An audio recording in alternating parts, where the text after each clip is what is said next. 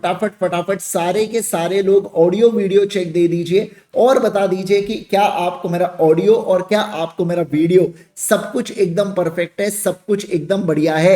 Yes है, absolutely yes है sir, absolutely amazing है। चलो चलो चलो सर, आ जाएंगे सारे के सारे लोग। और आज हम लोग यहाँ पे क्या देखने वाले हैं सर? आज हम लोग यहाँ पे पढ़ने वाले हैं कौन सी चीजें? आज हम लोग यहाँ पे क्वेश्चन एंड आंसर्स की प्रैक्टिस में आपको कराने वाला हूं कि कैसे क्वेश्चंस को आपको इंटरप्रेट करना है, आपको कितना लिखना है और कितना नहीं लिखना है, क्या लिखने से कितने मार्क्स मिलेंगे, सब कुछ मैं आपको यहाँ पे बताते हुए चलने वाला हूं। ठीक है ना? चलिए सर आ जाओ। देखो, सबसे पहले जो भी आपको क्वेश्चन बैंक, जो भी आपको बुक मिली है, कुछ बच्चों की क्वेश्चन बैंक ऑलरेडी किसी के पास है और जिन बच्चों को मिल गई होंगी वो, और जो स्पेशली इस बैच के लिए एनरोल किए उनको यहाँ पे उनको क्या मिलने वाला है? उनको पीडीएफ मिलने वाला है, इनक्रिप्टेड पीडीएफ की भी लिंक्स आपको मिल गई होंगी। ठीक है ना? अब अगर मैं बात करूं जिनके पास नहीं भी है तो कोई दिक्कत की बात नहीं है। जिन्होंने ऑर्डर प्लेस किया IGSir.in के ऊपर आप जाके ऑर्डर प्लेस कर सकते हैं।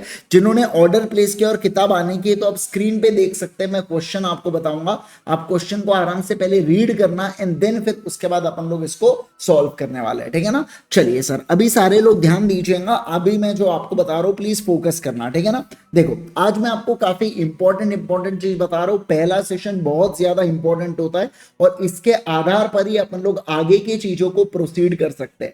तो आगे अगर अपने को पढ़ना है तो ये सारे चीजों के ऊपर बहुत ज्यादा बेहद अच्छे तरीके से अपने को यहाँ पे ध्यान देना पड़ेगा। ठीक है ना? चलो सर देखो, मैं अगर बताऊं आपको तो सीए फाउंडेशन के अंदर जो सीए फाउंडेशन लॉ सब्जेक्ट है, आप सारे लोग जानते हो, ये सीए फाउंडेशन लॉ के अंदर आपको है ना 100 मार्क्स का डिस्क्रिप्टिव पूछा जाता है। इसके अंदर कोई भी एमसीक्यू नहीं है, 70-30 ऐसा कोई रेशियो नहीं है, वो इंटरमीडिएट में है और अपने को ज्यादा दिमाग वहां लगाना नहीं है। अभी अपने को फोकस करना है 100 मार्क के डिस्क्रिप्टिव पेपर के ऊपर। अब ये जो डिस्क्रिप्टिव पेपर होता है इसमें दो प्रकार के क्वेश्चन पूछते हैं। एक होता है बेटा केस स्टडी बेस्ड, जिसमें मस्त माहौल बनाते हैं ये लोग, अलग अलग लोगों को इंट्रोड्यूस कराते हैं और कुछ ना कुछ इनके बीच में फैक्ट्स को प्रस्तुत करते हैं, जिसकी मदद से आपको इंटरप्रीट करना पड़ता है और इंटरप्रीट करने के बाद आपको उसके आंसर लिखने पड़ते हैं। एक ये है। दूसरा अगर मैं बात करूं आपके साथ, दूसरा देखो क्या है। दूसरा है आपका डायरेक्ट क्वेश्चन। क्या है बोलो जल्दी से? दूसरे है आपके डायरेक्ट क्वेश्चन से रिलेटेड बातें हैं। सर ये डायरेक्ट क्वेश्चन का मतलब होता है डायरेक्ट लिखा जाता है, ये एक्सप्लेन करो, डिफरेंस को समझाओ, ऐसा करो वैसा करो, ये डायरेक्ट लिखा जाता है। ज्यादा दिमाग लगाने की जरूरत नहीं होती है। जितनी अपने को अंडरस्टैंडिंग होती है लॉ की, उतना अपन लोग क्या करेंगे, उतने उस आंसर्स को अपन लोग यहाँ पे प्रेजेंट करते हैं। ठीक है ना? Yes sir. तो देखिए यहाँ पे मैंने दो चीजों के बारे में बात किया। पहला है बेटा केस स्टडी बेस्ड यहाँ पे सवाल होते हैं और दूसरे होते हैं डायरेक्ट क्वेश्चन। अब एज सच अगर मैं बात करूं ना तो इंस्टीट्यूट ने कोई भी स्पेसिफाई नहीं करके रखा है, लेकिन मैं आपको बता दूं जनरली ऐसा होता है कि 50-50 सवाल इंस्टीट्यूट पूछती है। मतलब 50% डायरेक्ट क्वेश्चन आते हैं और 50% इनडायरेक्ट क्वेश्चन आते हैं यहाँ पे। ठीक है ना? तो यूजुअली 50-50 इंस्टीट्यूट रखती है, इस बात का आप ध्यान रखना, 50-50 इंस्टीट्यूट मैनेज करते हुए चलती है। Okay sir. अब एक बात बताइए सर, अपन कब कब कैसी प्रैक्टिस करेंगे? तो सबसे पहले मैं आपको इंडियन कॉन्ट्रैक्ट एक्ट की प्रैक्टिस कराऊंगा, फिर मैं आपको सोगा की प्रैक्टिस कराऊंगा, फिर मैं आपको कंपनीज एक्ट की कराऊंगा, फिर पार्टनरशिप की कराऊंगा। LLP जो होगा वो आप सेल्फ कर लेंगे, क्योंकि जब मैं पार्टनरशिप और कंपनीज करा दूंगा तो LLP ऑटोमेटिकली जम जाएगा। मैं कुछ क्वेश्चन को डिस्कस जरूर करूंगा पार्टनर LLP में, लेकिन है ना, LLP आप खुद से करेंगे। नेगोशिएबल इंस्ट्रूमेंट इसके बाद मैं आपको कराऊंगा। फिर यहाँ पे आता है इंडियन रेगुलेटरी फ्रेमवर्क, इसके अंदर आता है, इसके कुछ क्वेश्चंस अपन लोग देख लेंगे जो पूछे जा सकते हैं। एज सच इंस्टीट्यूट ने कोई क्वेश्चन अभी तक बताई नहीं है और ये फर्स्ट टाइम इंट्रोडक्शन हुआ है आपके लॉ सिलेबस में, आज तक कभी भी इंट्रोड्यूस नहीं हुआ।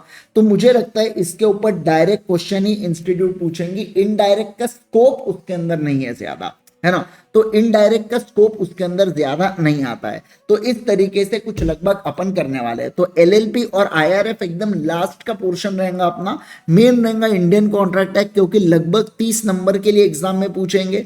ये 15 नंबरों के लिए आता है, ये भी 15 नंबर के लिए आता है, ये 10 नंबर के लिए आता है। तो मेजॉरिटी अपना फोकस इन चैप्टर्स के ऊपर ज्यादा से ज्यादा रहेगा। जैसे ही मैं आपको बता दूं, जब आपका इंडियन कॉन्ट्रैक्ट एक्ट के भी 4-5 सपने सेशंस हो जाएंगे ना, उसके बाद आपको खुद खुद को कॉन्फिडेंस आना चालू हो, क्योंकि आपको समझना चालू हो जाएगा कितना लिखना पड़ता है और कितना नहीं लिखना पड़ता। और एक बार ये कॉन्फिडेंस आना चालू हो गया तो ऑटोमेटिकली आप बहुत से क्वेश्चंस को ऑटोमेटिकली सॉल्व कर पाएंगे। ठीक है ना। देखो मैं आप सभी को बता दूं कि इन 10-11 दिन की जो भी ये बैच है अपनी, इसके अंदर आपको बहुत सारे मैं होमवर्क भी दूंगा। आपको होमवर्क कराना बहुत सारे, इन द सेंस दिन के 4 क्वेश्चन में कम से कम आपको होमवर्क दूंगा, तो आपको होमवर्क करना ही पड़ेगा सॉल्व। ये आप एकदम दृढ़ विश्वास बना लीजिए कि मेरे को होमवर्क सॉल्व करना ही करना है, क्योंकि सिर्फ मेरा क्लास में लिखना या सिर्फ मेरा क्लास में डिस्कस करने से आपको नहीं जमेगा। मेरा क्लास में लिखाना और साथ साथ में आप घर पे भी सॉल्व करना, इससे जो मार्क्स आपके बनेंगे ना वो जबरदस्त बात हो जाएंगे। तो आपको खुद से प्रैक्टिस करना पड़ेगा, खुद से आपको एफर्ट्स देने पड़ेंगे, तब जाके मैं कहूंगा आपके साथ कि आपके मार्क्स यहाँ पे बन सकते हैं। ठीक है ना। तो दोनों चीजों का संगम होगा ना, तब जाके बात बनेगी बेटा, नहीं तो ऐसे से मजा नहीं आएगा, आपको ही मजा नहीं आएगा, ऐसा मैं कह रहा हूं। ठीक है ना। चलो सर आ जाएंगे क्या? आओ मित्रों आओ, सारे के सारे लोग आ जाएंगे फटाफट फटाफट। स्क्रीन के ऊपर ध्यान दीजिए जो मैं कह रहा हूं, 1 मिनट का मेरे को मौका देना बस।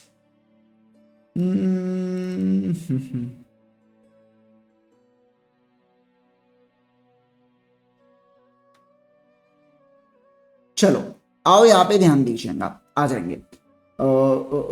आईपैड चल रहा है ना? हाँ चल रहा है। चलो देखो सबसे पहले मैं आ जाता हूँ किसके ऊपर, क्वेश्चन नंबर 1 के ऊपर आ जाऊंगा। पेज नंबर 7 के ऊपर अपना क्वेश्चन नंबर 1 आ रहा है इंडियन कॉन्ट्रैक्ट एक्ट का। देखो क्या कहता है इंडियन कॉन्ट्रैक्ट एक्ट, यहाँ पे किसके बारे में बात करता है। चलिए देखिए पहला क्वेश्चन, जिसके पास बुक नहीं है वो भी इसको पढ़ के आराम से आपको सारी चीजें समझ में आ जाएंगी। बस आपका फोकस होना चाहिए केवल और केवल स्क्रीन के ऊपर। ठीक है ना। चलो मैं फुल आईपैड कर रहा हूँ। देखिए यहाँ पे, Ramaswamy propose to sell his house to Ramanathan. Ramanathan sent his acceptance by the post. Next day Ramanathan sends a telegram withdrawing his acceptance. मतलब देखो क्या हुआ, इसने ऑफर दिया रामास्वामी ने और रामानाथन ने एक्सेप्टेंस दिया और अगले दिन वो इसको रिवोक करना चाहता है।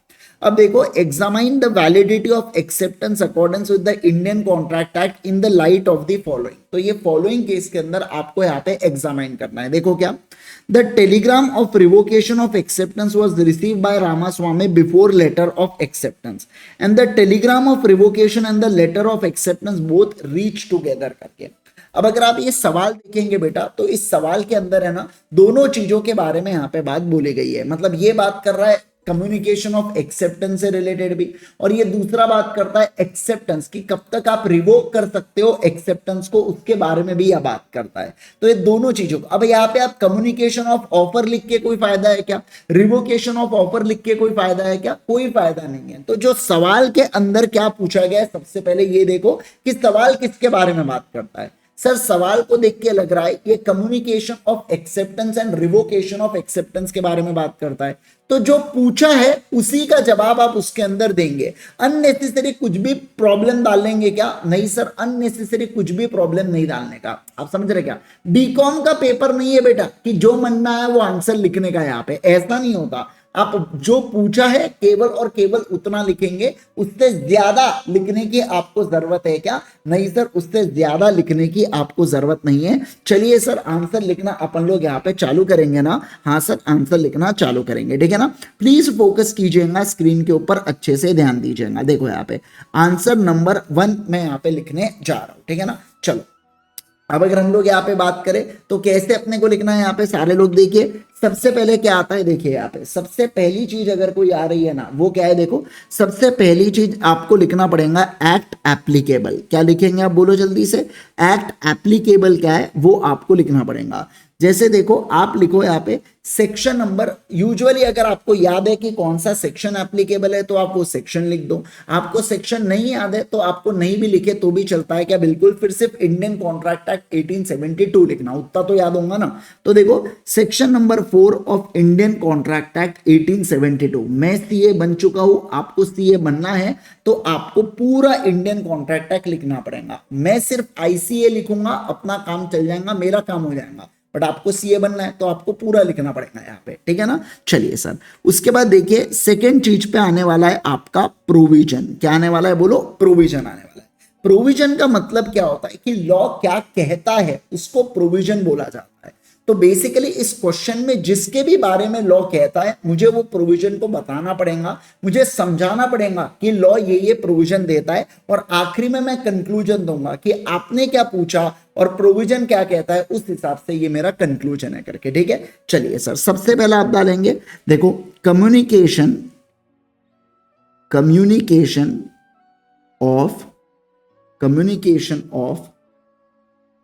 acceptance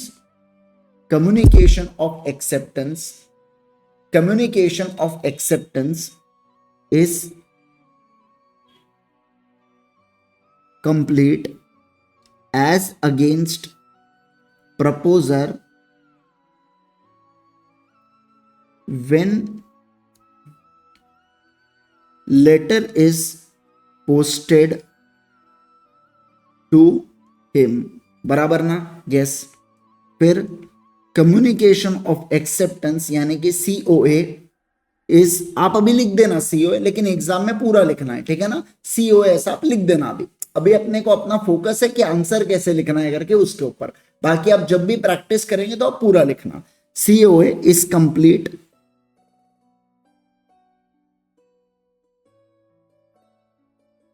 as against acceptor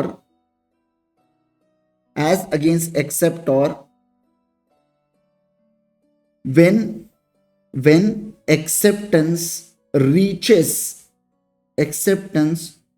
reaches offerer। कहां पे पहुंचता है बोलो? ऑफरर के पास पहुंचता है तब। ठीक है, चलिए सर तीसरा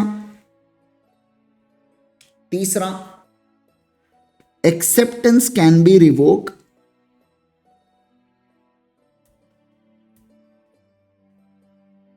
at any time before communication of acceptance as against acceptor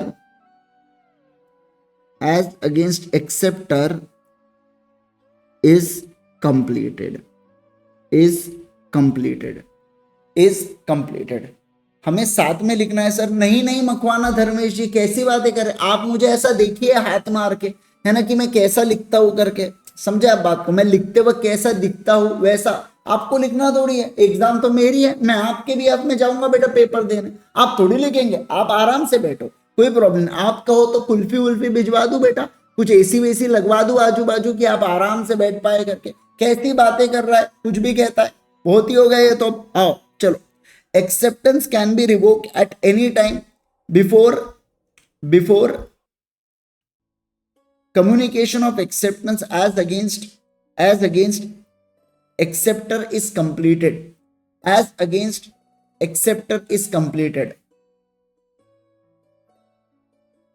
ठीक है, चलो अब अगर मैं देखूं यहाँ पे तो सर मैंने पूरे प्रोविजन लिख दिया है। अब सही बात में तो मैंने पूरे प्रोविजन यहाँ पे लिख दिया हूँ, जो सवाल वहां पे पूछा गया है, ठीक है ना? तो सारी चीजें मैंने लिख दिया हूँ। अब मैं लिखूंगा आखिरी में कंक्लूजन। क्या लिखेंगे बोलो? कंक्लूजन। ठीक है ना? As per given fact and provision applicable to it.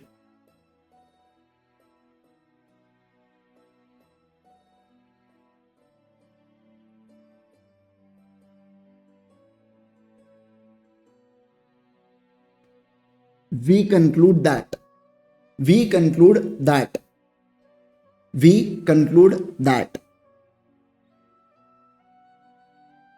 पहला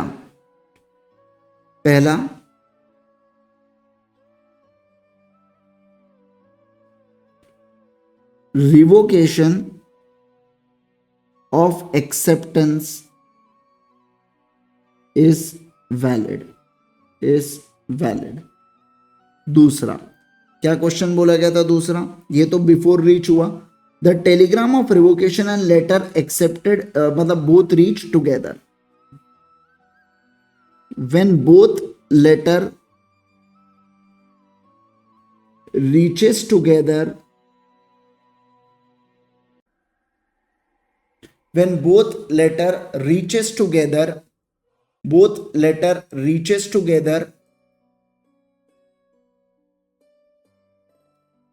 dash if Ramaswamy opens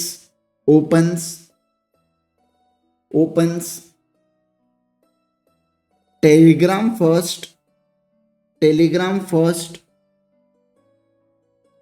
then acceptance stands revoked. Acceptance stands revoked.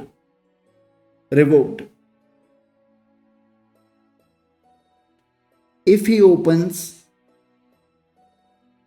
letter first, then acceptance is not, then acceptance is valid. Acceptance is valid and contract is made, या contract has already been concluded है, आप ऐसा भी लिख सकते हो, या सिर्फ acceptance is valid पे भी छोड़ सकते हैं, ठीक है ना। अब सर आपने यहाँ पे 2 पॉइंट्स पे क्यों दिया, क्योंकि सवाल देखो क्या बोला गया था, सवाल 2 पॉइंट्स में दिया गया था, तो सीधी सी बात है मेरे को जवाब भी 2 पॉइंट्स में देना पड़ेगा क्या। हाँ सर बिल्कुल देना ही पड़ेगा, इस बात का ध्यान रखना, बिल्कुल मेरे को यहाँ पे देना पड़ेगा, ठीक है ना। चलिए सर ये क्या होता है बेटा, यहाँ पे ये अपना होता है पहला क्वेश्चन होता है अपना यहाँ पे समाप्त, जो अपन ने रिवोकेशन से रिलेटेड यहाँ पे चीजें देखी थी, ठीक है ना। चलिए सर आगे बढ़ेगा, बोलो मेरे को जल्दी से, क्या मैं यहाँ पे आगे बढ़ सकता हूँ क्या। डन है, सारे लोग बोलो परफेक्टली डन है। चल आ जाओ, ध्यान देना, अभी फोकस करना कौन सी चीज के ऊपर, आंसर नंबर 2 के ऊपर अब अपन लोग चलने वाले हैं। आंसर नंबर 2 अपना कौन सा होगा, आ जाएंगे, ये अपन ने पहला क्वेश्चन कर लिया। सेकंड चीजों के ऊपर आ जाओ, देखो a coolie in uniform picks up the luggage of R to be carried out of the railway station without being asked by the R and R allows him to do so. Examine whether coolie is entitled to receive money from the R. मैं आपसे पूछना चाहता हूं, मुझे आप एक बात बताइए, अरे शशि ये आप लिखने के ऊपर ध्यान दो, जैसे लिखा जाता है वो मेरा डिफॉल्ट है उसके अंदर कि मैं कैपिटल कभी कभार बीच में डाल देता हूं। आप केवल और केवल क्या करेंगे, केवल और केवल आप अपने नॉर्मल राइटिंग में लिखेंगे जैसे यहाँ पे होता है करके, ठीक है ना।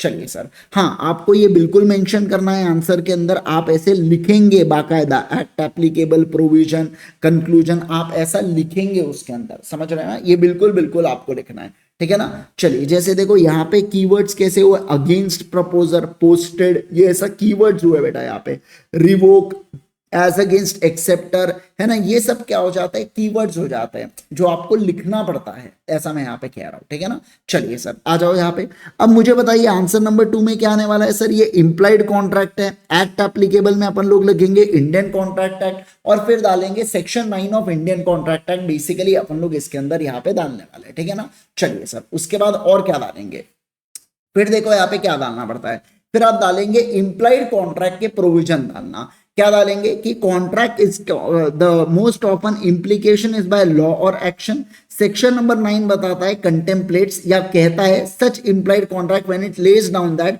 व्हेन ऑफर और acceptance is made otherwise than words. मतलब अगर आपके आंसर में केवल इतना पॉइंट आ गया ना बेटा, अपन लोग कहेंगे कि अपने को मार्क्स मिल रहे हैं करके, इस बात का ध्यान रखना, only this much point is important. मतलब ये है इसका की वर्ड, ये है इसका मेन वर्ड, मेन इसका मतलब फाउंडेशन है जिसके बेसिस पर ये आंसर है। फिर आप डाल देंगे going by the above definition we can say that the terms of agreement are not expressed in written or oral but it is an implied। फिर facts of the case देके conclusion आपको देना है। अब फैक्ट्स ऑफ द केस अलग लिखने में problem क्या है, ये बहुत ज्यादा टाइम कंज्यूमिंग हो जाता है, और कभी कभार क्या होता है बच्चे को आंसर कम आता है प्रोविजन, और वो फैक्ट्स ऑफ द केस को पूरा लिखते बैठता है, क्योंकि वो क्वेश्चन से देख के छापना है ना, तो उसको लगता है क्या भारी आंसर लिख दे रहा मैं सिर्फ फैक्ट्स ऑफ द केस लिख के। इसलिए फैक्ट्स ऑफ द केस और कंक्लूजन को मिक्स करके लिख दो, छोटा सा, जितना रेफरेंस लगे उतना रेफरेंस डालो और किस्सा खत्म करो, टाइम भी सेव होगा, एक्स्ट्रा मार्क्स भी नहीं मिलते, और तो अपने लिए प्लस प्लस पॉइंट्स है।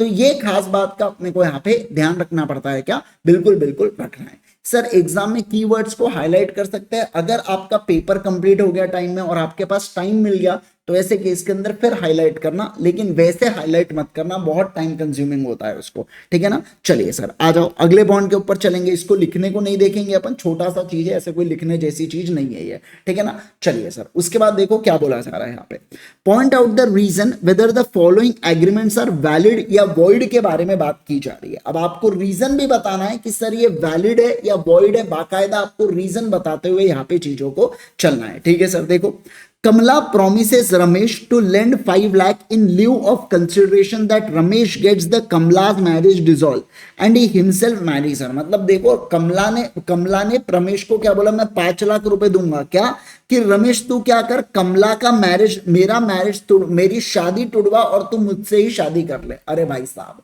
मतलब क्या आपको लगता नहीं ये बिल्कुल वॉइड होना चाहिए कि वैलिड होना चाहिए?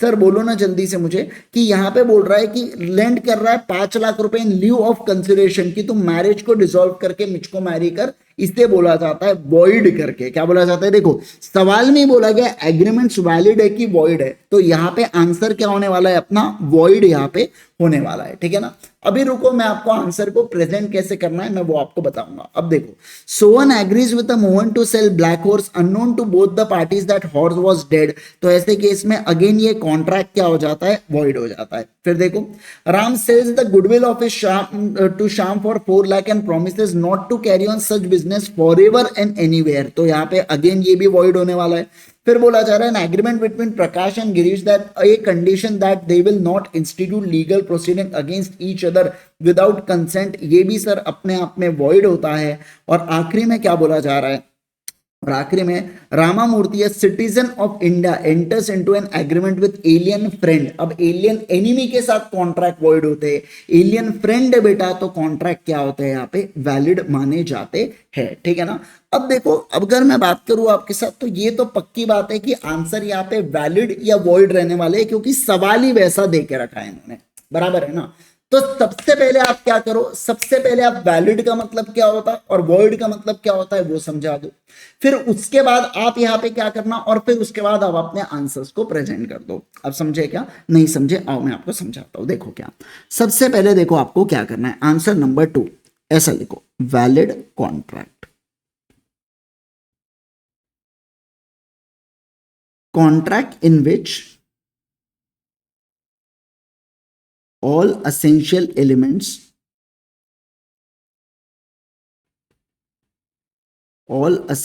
elements contract in which all essential elements are present are known as valid contract, are known as valid contract। उसके बाद void contract, void contract, void contract, void contract, an agreement which is not enforceable by law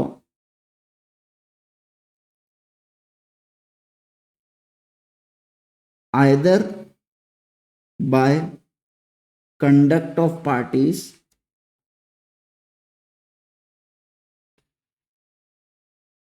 or change in law are known as void contract, void contract, ठीक है। अब देखो क्या, अब यहां पे लिखेंगे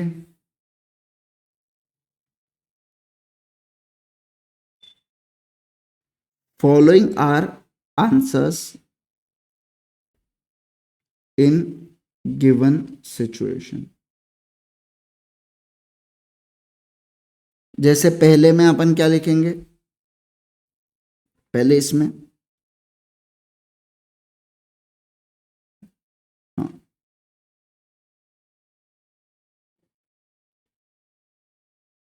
agreement between Kamala and Ramesh is void, is void. अब समझना, अगर आपको ध्यान है तो ही लिखना, क्या, as it is against public policy. अगर आपको याद आया तो लिखने का, इसलिए मैंने यहां पे क्या लिखा, पिंक पेन से लिखा है ना। अगर याद आया तो लिखना, नहीं याद आया तो मत लिखना, मार्क्स नहीं कटेंगे। लेकिन ये लिखने से सामने वाले एग्जामिनर पे इंप्रेशन बनेगा, क्योंकि एग्जाम में आपको वॉइड वैलिड पूछा है, वो आपने लिख दिया, किस्सा खत्म। रीजन ज्यादा का बोलता तो अलग बात होती है, और रीजन में भी आप यहाँ पे ऑलरेडी लिख दोगे ना बेटा, आप समझ रहे क्या, यहाँ पे ऑलरेडी लिख दोगे आप, क्या आप बात को समझे क्या। सारे लोग जल्दी से बोलो ना, बात समझ में आ रही है क्या आपको, देखो ना क्या बोला है यहाँ पे, है ना। चलो सर अब आ जाओ यहाँ पे, Sohan agreed with a Mohan to sell the black horse, तो लिखो यहाँ पे, लिखिए,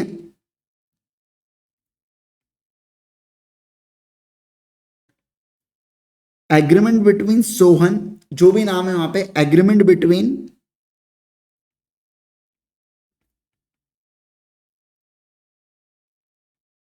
Sohan and Mohan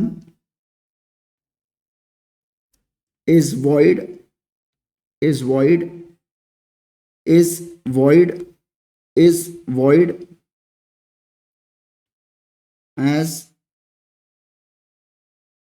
there is mistake of fact। दोनों को पता नहीं है ना, बायलैटरल मिस्टेक ऑफ फैक्ट होगा, और कॉन्ट्रैक्ट क्या बन जाएगा, कॉन्ट्रैक्ट वॉइड बन जाएगा, बराबर ना। चलिए सर आगे बढ़ेंगे क्या, बोलो ना, तीसरा, तीसरा नेक्स्ट चले,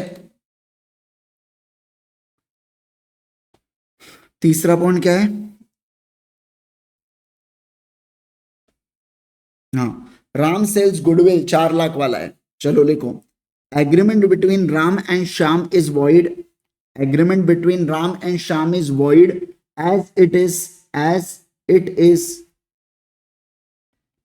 against public policy, section number 27।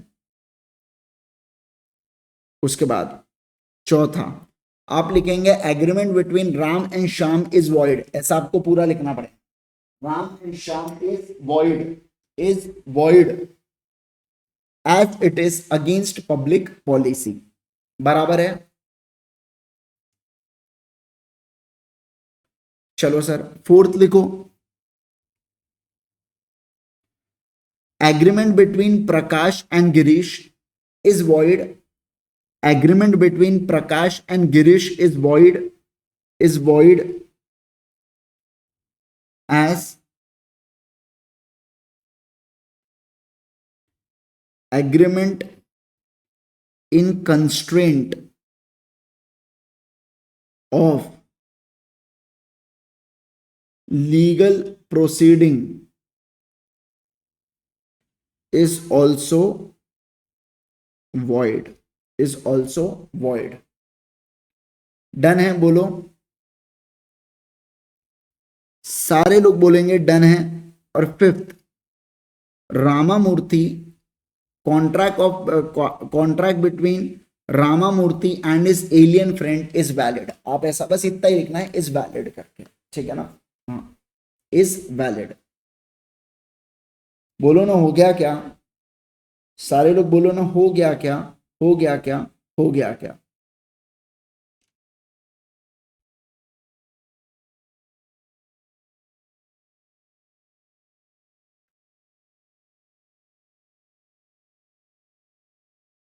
Done, amazing, बहुत बढ़िया, क्या बात है। चलिए सर आ जाएंगे नेक्स्ट वाले पॉइंट के ऊपर।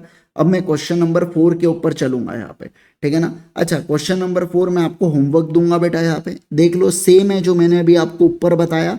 अब आपको बस ये देखना है यहाँ पे वैलिड है या वॉइड है करके। अब पहले आप आंसर डिसाइड कर लो, वैलिड वॉइड, उस हिसाब से पहले प्रेजेंट कर दो, वैलिड का मतलब वॉइड का मतलब, और इतने इससे ही अपने को आंसर लिखना पड़ेगा, क्या आंसर लिखना पड़ेगा, समझ रहे क्या। सारे लोग बोलो, बात जल्दी से समझ में आ गई है क्या, है ना। यस सर, चलिए आगे बढ़ेंगे, आ जाओ यहाँ पे। अब पढ़ेंगे distinction between the void and illegal agreements के बीच में अपन लोगों को क्या देखना है, यहाँ पे डिस्टिंग्विश देखना है। डिस्टिंग्विश का मतलब होता है दोनों के बीच में क्या डिफरेंस है, किसके बीच में, वॉइड के बीच में क्या डिफरेंस है और इसके बीच में क्या डिफरेंस है, उसके रिगार्डिंग हम लोग यहाँ पे बात करेंगे। अब देखो अगर डिस्टिंक्शन आता है तो इस आंसर्स को दो तरीके से प्रेजेंट किया जा सकता है। एक तो जो इन्होंने यहाँ पे प्रेजेंट किया इस तरीके से आप प्रेजेंट कर दो, या दूसरा आप क्या करो, यहाँ पे दूसरा आप मस्त डब्बा बनाओ और डब्बा बना के आप डिफरेंस दो तो भी चलता है। क्या? बिल्कुल बिल्कुल चलता है, कोई प्रॉब्लम नहीं है। इंस्टीट्यूट आपको डब्बा बनाने में कोई मना नहीं करता, आप समझे क्या? कभी इंस्टीट्यूट आपको डब्बा बनाने में मना नहीं करता। तो आपको क्या करना है, अब किस तरीके से आंसर को प्रेजेंट करना है, आ जाओ सर अपन इसके अंदर चर्चा करेंगे, ठीक है ना। सारे लोग ध्यान देंगे, फोकस करना स्क्रीन के ऊपर, ठीक है। चलो ये आपका होमवर्क है, आपको किसी को अगर फोटो लेना है तो प्लीज फोटो ले लीजिए इसका। अगर मान लो किसी के इसमें यहाँ पे ये नहीं होता है तो दूसरे फोन से आप फोटो ले सकते हैं, ठीक है ना। देखो ये क्वेश्चन नंबर 4 दिया मैं आपको, 1 2 3 हो गया, और ये अलग से ले लो 1 2 एंड 3,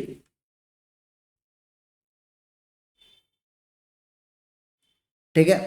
चलो आ जाइए, आओ अब नेक्स्ट इस पे चलेंगे, आ जाइए सर। बात करेंगे distinction between void and illegal agreements के बारे में हम लोग यहाँ पे बात करेंगे, ठीक है। चलो सर आ जाओ आ जाओ आ जाओ। बेस्ट अगर सर आपके हिसाब से आप क्या सजेस्ट करोगे, डब्बे वाला बना, बहुत आसान होता और मस्त क्लैरिटी भी देता है यहाँ पे, आप समझना क्लैरिटी बहुत अच्छा देता डब्बे वाला। कभी भी वो एक बार आपने ऐसा डब्बा बना दिया ना, 4 भी अपने लिख के आ गए, मजा आ जाएंगे आपको, आप बोलोगे भाई साहब क्या लिख दिया करके मैंने ऐसा। हाँ ठीक है, चलो सर देखो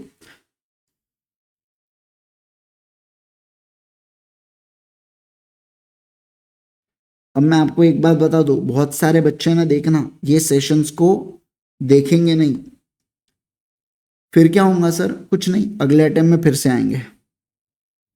क्योंकि क्यों ऐसा, क्योंकि ये बहुत इंपॉर्टेंट सेशन है आपका। लॉ पढ़ा हुआ एक तरफ, लॉ को कैसे यूज करना है क्वेश्चन में वो एक तरफ, आप समझ रहे हैं क्या मैं जो कह रहा हूं। दोनों में आप दोनों में है ना डिफरेंस है, ऐसा कि मेरे से सिर्फ पढ़ने से कुछ नहीं होता, आप समझो, मेरे को लिखते हुए भी आना चाहिए। अगर मैं प्रेजेंट ही ना कर पाऊं, मैं सिर्फ अच्छे से पढ़ते रहो पढ़ता, तो उखाड़ क्या लूंगे अच्छे से पढ़ के, जब लिखना ही नहीं आता तो दिक्कत लिखने में ही तो है। प्रॉब्लम क्या कह रहा हूं मैं, दिखने समझ रहे क्या बात को, लिखने में ही तो दिक्कत आ रही है ना। बाकी आंसर तो आपको क्या पूरे देश के बच्चे को आता आंसर, पर आप किस तरीके से उसको प्रेजेंट करते, ये सबसे बड़ा मूल मंत्र रहता है यहाँ पे। चलिए सर आ जाओ यहाँ पे ध्यान दो, वॉइड एंड इलीगल एग्रीमेंट के बारे में बात करेंगे। वॉइड एग्रीमेंट,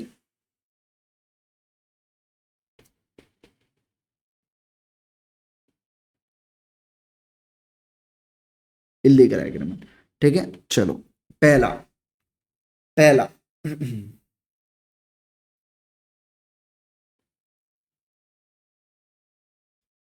चलो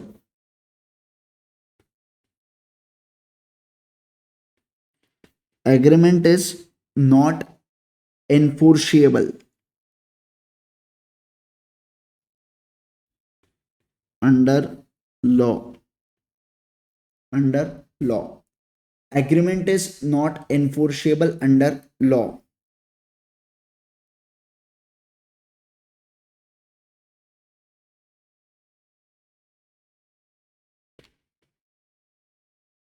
agreements are not allowed under law,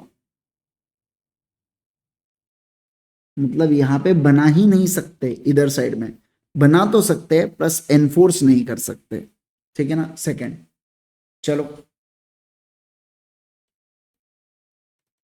दूसरा,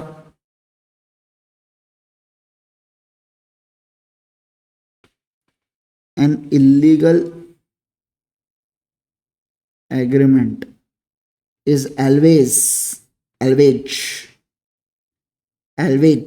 void, illegal, फिर लिखो all void agreement are not always illegal, done. तीसरा, तीसरा,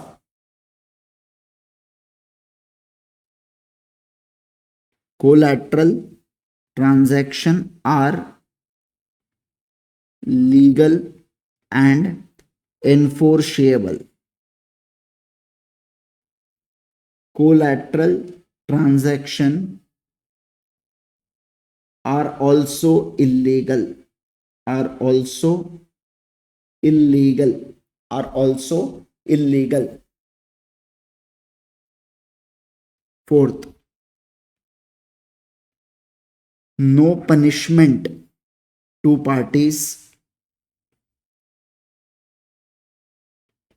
यहां पे पनिशमेंट टू पार्टीज।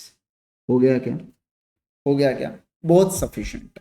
6 मार्क के लिए भी आ गया, 4 भी लिखा तो भी चलता है यहाँ पे, बराबर ना, है ना? Yes sir. सेकंड उल्टा कैसे सही तो है, all illegal agreement are always void. अपन वॉइड के बारे में लिख रहे हैं तो इसलिए वहां पे लिखा कि all illegal agreement are always void, और यहाँ पे अपन इलीगल के बारे में लिख रहे हैं इसलिए all void agreement are not always illegal. सही तो लिखा है ना? चलो सर आ जाओ अगले पॉइंट के ऊपर चले क्या? हाँ, बिना बेसिक्स लिखे बिल्कुल काम चलेगा रितेश, कोई प्रॉब्लम है। मैंने आपको इससे पहले भी बताया था, पार्टनरशिप के अंदर भी बताया था, बेसिक्स वगैरह वो जो लिखने की जरूरत नहीं है, पॉइंट्स वगैरह बेसिस है वो, बेसिक्स नहीं है, वैसे बेसिस है वो, तो बेसिस नहीं लिखा तो भी चलता है ना? आप डायरेक्ट पॉइंटर्स यहाँ पे लिख सकते हैं क्या? बिल्कुल बिल्कुल आप लिख सकते हो, ठीक है ना? चलिए सर आगे बढ़ूंगा नेक्स्ट वाले पॉइंट के ऊपर। देखो क्या sir, explain the type of contracts between the in the following agreements. अब ये मुझे बताने की जरूरत नहीं है, ये होमवर्क कर लेना, और वो भी केवल और केवल रीड ओनली लिखता हूं, मतलब आप लिख के प्रैक्टिस मत करना है इसको। ये अपन ने ऑलरेडी एक लिख लिया है, एक आपको होमवर्क मैंने दे दिया, और आपको यहाँ पे एक ऐसी रीड करना है, कर लेना, कोई प्रॉब्लम नहीं है उसके अंदर। ले लो इसका स्क्रीनशॉट ले लो, जिसको अगर स्क्रीनशॉट चाहिए तो स्क्रीनशॉट निकाल लो इसका जल्दी से। चलो फटाफट फटाफट, 1 3 तक गिनता हूं मैं, जल्दी जल्दी, 1 2 एंड 3, ठीक है? चलो आओ आगे बढ़ेंगे। चलिए अच्छा डिस्कस तो कर लेता हूं मैं आपके साथ। कूली अगर दिख रहा है बेटा तो मैं कह सकता हूं क्या यहाँ पे कौन सा होगा, ये इंप्लाइड होने वाला है करके, ठीक है? Obligation of finder of lost goods to return them to true owner, इसे क्वाजी कॉन्ट्रैक्ट बोला जाता है, ठीक है? ये भी पार्ट ऑफ डीम्ड कॉन्ट्रैक्ट होता है। फिर a contract with the owner of factory to supply 10 ton of sugar but before supply is affected fire caught, तो ये क्या हो जाता है? void contract हो जाता है, ठीक है ना? मतलब पहले कुछ और कंडीशन थी, due to change in conditions contract क्या हो गया?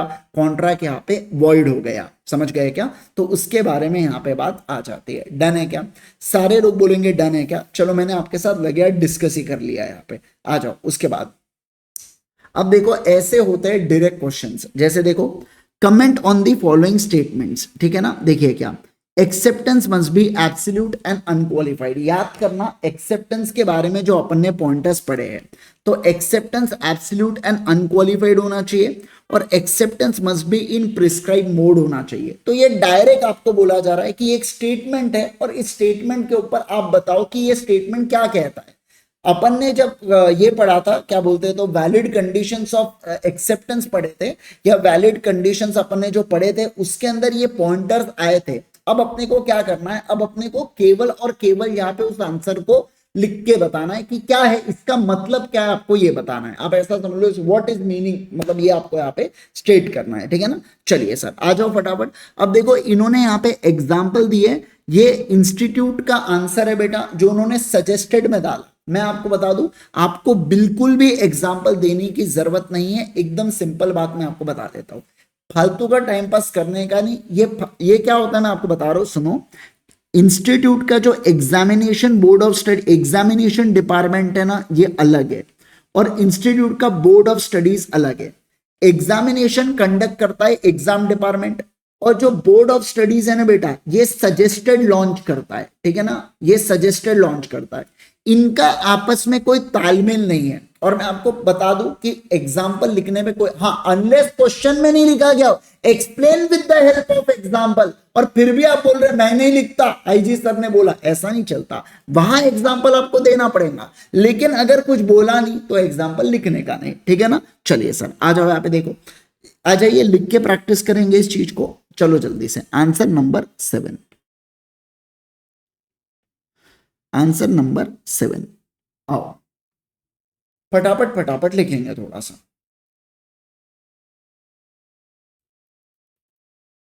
देखो वन लाइनर्स है ये अपने, पहला acceptance must be unqualified. Acceptance must be unqualified. आ जाओ.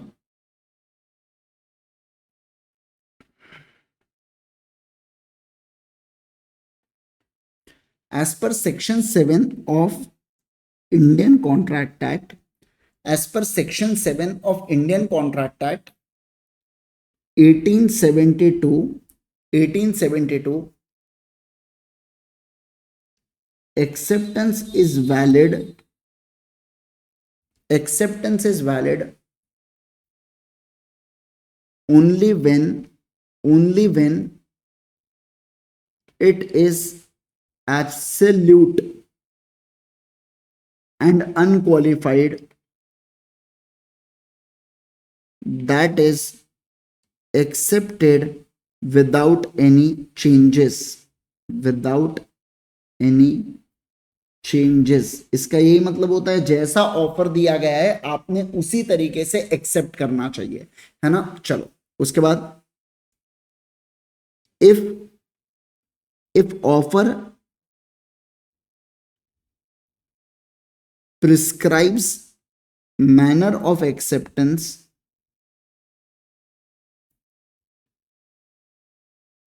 then it must be accepted accordingly. It must be accepted accordingly. It must be accepted accordingly. ठीक है ना सर. एक्सेप्टेंस की डेफिनेशन क्यों लिखना है, बोला थोड़ी उन्होंने एक्सेप्टेंस की डेफिनेशन लिखो. मैं आपको सबको समझा दूं बेटा, बीकॉम के पेपर जैसा नहीं लिखना है. डिटर्मिनेंट्स ऑफ डिमांड पूछा तो डिमांड भी समझाए, सप्लाई भी समझा और फिर डिटर्मिनेंट्स के ऊपर पहुंचे. नहीं, जो पूछा उस पर आंसर लिखने का. एक्सेप्टेंस की डेफिनेशन पूछते तो लिखना था, नहीं पूछे तो लिखने की जरूरत नहीं, अज्यूम कर लो उसको बताया करके सब कुछ. ठीक है. चलिए सर सेकेंड पॉइंट के ऊपर चलेंगे. आओ यहाँ पे जल्दी से.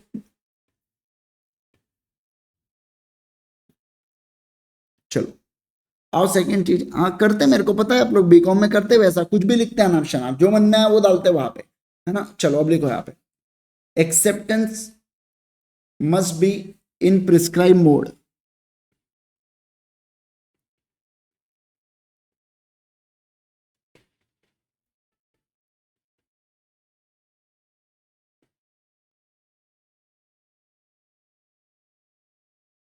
Acceptance must be in prescribed mode.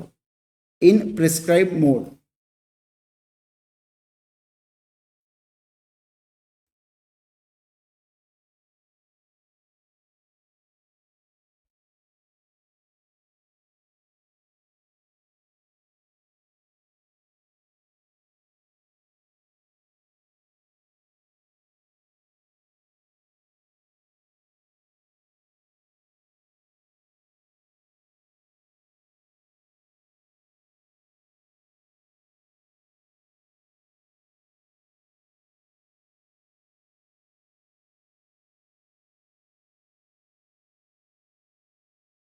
Okay चलो all good.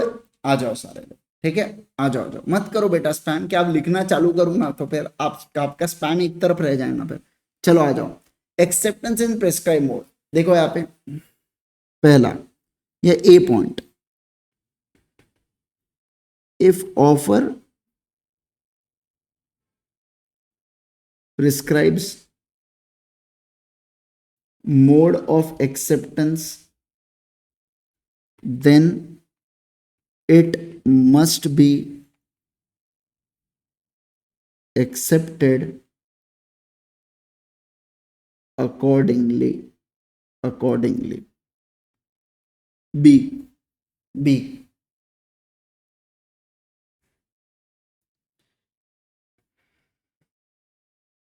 if offer does not prescribe acceptance, then it should be in reasonable manner. Then it should be in reasonable manner. मेरे को तो डायरेक्ट क्वेश्चन में मजा आता है, indirect में ज्यादा मजा आता है, लेकिन डायरेक्ट में मजा आता है पर इनडायरेक्ट और इजी होता है, क्योंकि क्वेश्चन ही बता देता तुमको क्या लिखना है करके, तो ज्यादा दिमाग लगाने की जरूरत नहीं। यहाँ पे तो भी सोचना पड़ता कि क्या आंसर है करके, उसके हिसाब से लिखो, ऐसा है ना। चलिए सर, उसके बाद देखो, if acceptance is given otherwise,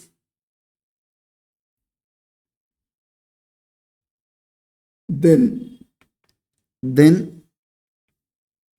it shall be treated as deemed acceptance, deemed acceptance, deemed acceptance if not revoked within reasonable time.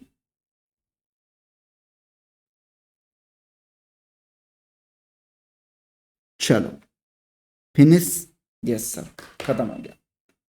आ जाओ अगले क्वेश्चन के ऊपर चलेंगे। ये कोई लैग वैग नहीं है रे भी, कुछ भी हुआ तो तुम लैगेज बोलते हैं आजकल, हाँ ना। चलो लिखना चालू करो रे।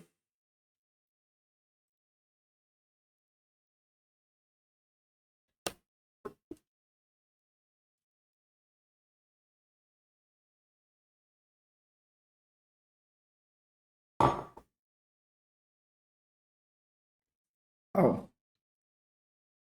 आगे बढ़ेंगे, बोलो बोलो, आगे बढ़ेंगे क्या? चलो चलो चलो, ठीक है। चलिए तो तुम्हारा अच्छा है, कुछ भी और लैग बोलने का है ना। हाँ चलो आओ, आओ सारे के सारे।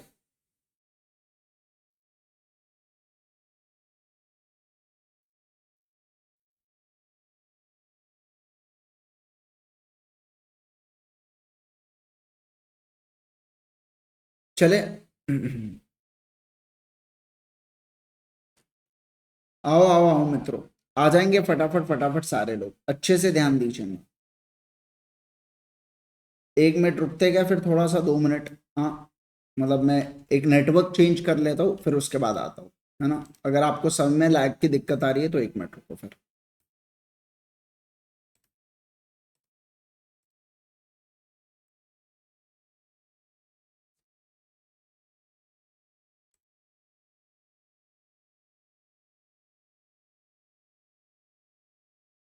हाँ चलो आओ, ठीक है, आ जाओ आ जाओ, ठीक है ना, कोई दिक्कत नहीं कोई दिक्कत नहीं, आ जाओ यहाँ पे ध्यान दीजिए। चलो चलो चलो, मैं नेटवर्क चेंज कर दिया फिर भी, अब पुराने नेटवर्क से नए नेटवर्क पे डाल दिया, अब ठीक है, देखते हैं अपन, है ना। चलिए सर, हो गया क्या?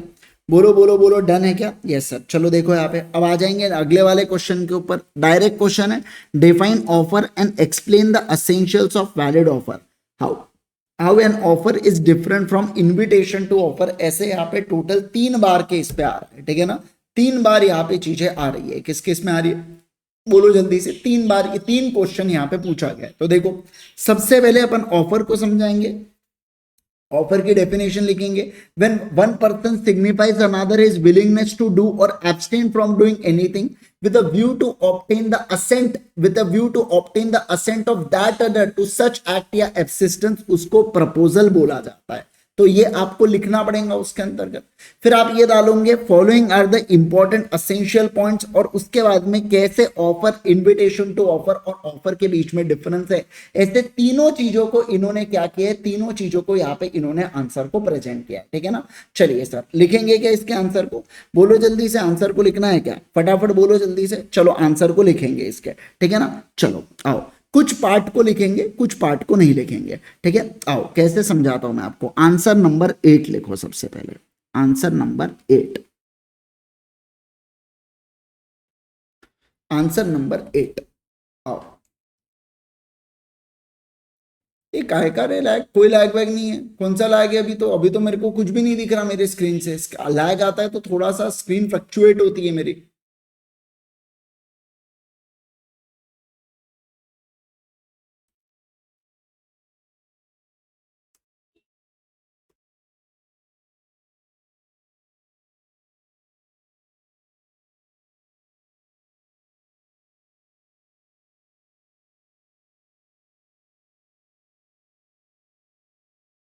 क्लियर है? हाँ चलो देखो यहाँ पे डायरेक्ट क्वेश्चन है, डायरेक्ट पटापट पटापट लिखना है अपने को, है ना। चलो सर आ जाओ, जल्दी जल्दी लिखेंगे अभी इसको।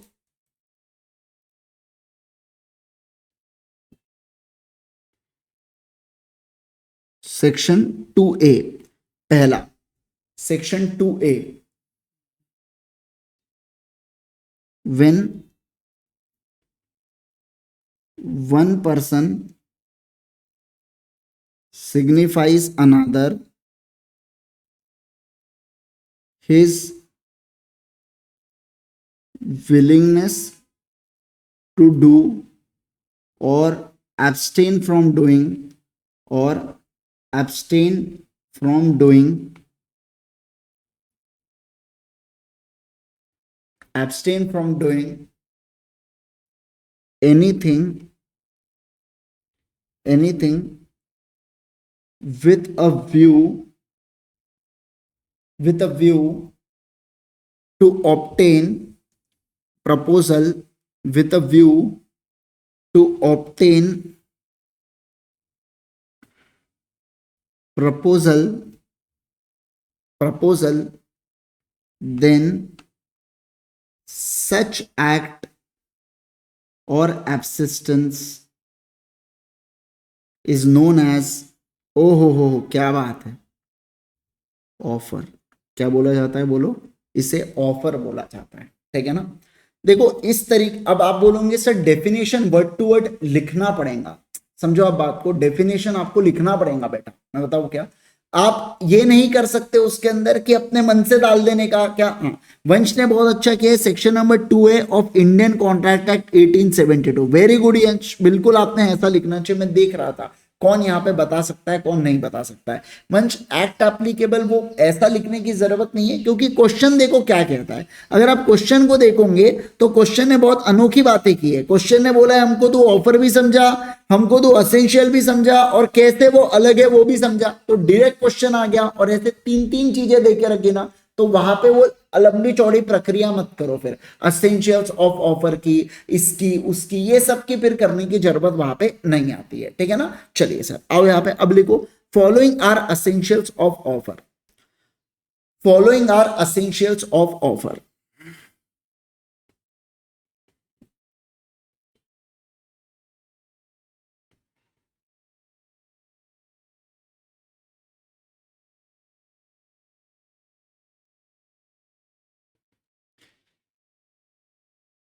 पहला, पहला, ये कौन है गेला, पूछ रहे सर आ गए क्या, सर गए कब तेरे। Must be capable of creating legal relation,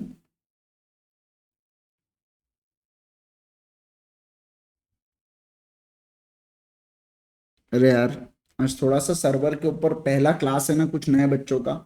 actually कैसा हुआ है कि वो थोड़े से एडमिशन्स हो गए उसके अंदर, थोड़े थोड़े ज़्यादा ही हो गए, तो ऐसे केस में क्या हो गया, बहुत एकदम से सर्वर के ऊपर लोड आ गया। ऑलरेडी एग्जाम ओरिएंटेड बैच में काफ़ी लोग थे, फिर उसके बाद अभी थोड़ा सा क्वेश्चन एंड बैच के अंदर भी हल्के फुल्के थोड़े बच्चे आ गए, तो फिर क्या हो जाता है कि वो बहुत लोड आ जाता है सर्वर के ऊपर। तो उसके कारण हो सकता है आपको आज फ्लक्चुएशन देखने मिले। सुबह नहीं हो रहा था ये सब इंटर विंटर के क्लास में हमारे, क्योंकि वो पहले से पता है ना कितने बच्चे आते हैं करके, ये थोड़ा सा होता है ना। आ जाइए, आइए चलो सर ध्यान दो। ज्यादा नहीं, 1,500 ही देख रहे हैं आज के क्लास अपना, ऐसे ज्यादा नहीं देख रहे, बट ठीक है फिर भी ऐसा थोड़ा सा। पहले अभी अचानक से कैसा होता था, अभी आज बहुत सारे एग्जाम ओरिएंटेड वाले भी लाइव आए होंगे। अभी तक क्या था, वो रिकॉर्डेड देख रहे थे ना पुराने लेक्चर्स, अब आज से नया चालू हुआ तो इसलिए फिर बोले चलो आज से लाइव ज्वाइन करते, वैसा भी थोड़ा सा हुआ होगा, है ना। चलो सर आते हैं, must be capable of creating legal relation के बारे में बात करेंगे। अब देखो सेकंड वाले पॉइंट चले क्या, सेकंड वाले केस के ऊपर चले क्या, लिखो यहाँ पे must be certain definite and not वेग। तीसरा, तीसरा must be communicated, must be communicated चौथा, चौथा लिखेंगे बेटा मे बी कंडीशनल। सर पूरे लिखने की जरूरत है क्या? नहीं बाबू, कोई भी 5-6 लिख देना, काम चल जाएगा। पूरे पूरे नहीं लिखे कोई दिक्कत नहीं। अब याद करो, ऑफर में भी जनरल और स्पेसिफिक, एक्सप्रेस में भी और इम्प्लाइड, वो सब भी थे। लिखो ना, क्या जा रहा है ना। चलिए सर,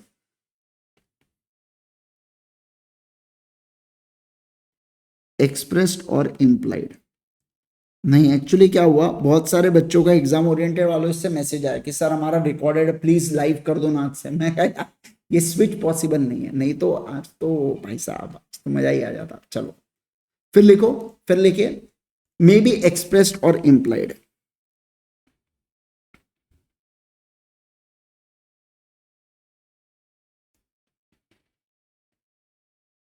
एक्सप्रेस्ड और इम्प्लाइड, ठीक है ना। चलिए हो गया क्या, बस इतने लिख दिया चल जाएगा। अब लिखेंगे यहाँ पे, अब यहाँ पे लिखो जल्दी से, नेक्स्ट नेक्स्ट नेक्स्ट लिखो फटाफट, ठीक है ना। आओ, अब डिफरेंस अपने को लिखना है किसके बीच में, ऑफर और इनविटेशन टू ऑफर के बीच में अपने को डिफरेंस लिखना है यहाँ पे, ठीक है ना। चलिए सर तीसरा, तीसरा offer and invitation to offer. अब इनविटेशन टू ऑफर मैं लिख सकता हूं क्योंकि मैं सीए हूं, आपको सीए बनना है तो आपको पूरा लिखना पड़ेगा, बराबर ना। चलिए सर लिखो यहां पे, offer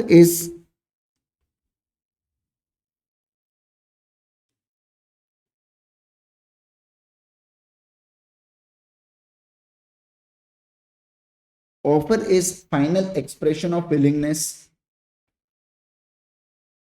by the offer, by the offer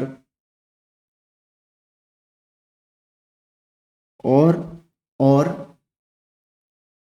bound by the offer if other party accepts it.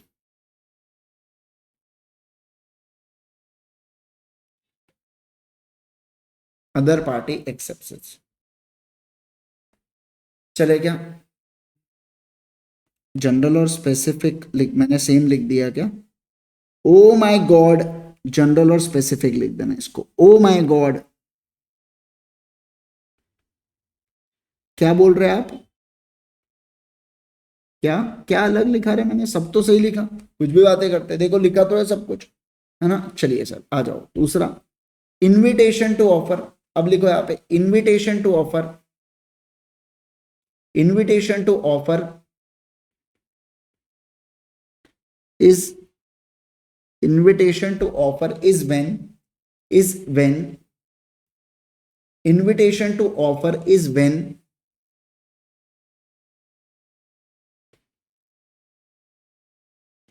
party without expressing final willingness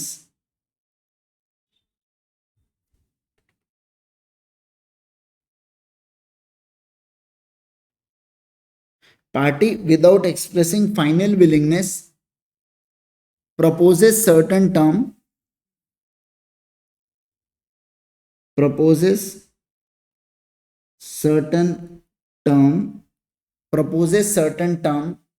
on which he is willing to negotiate,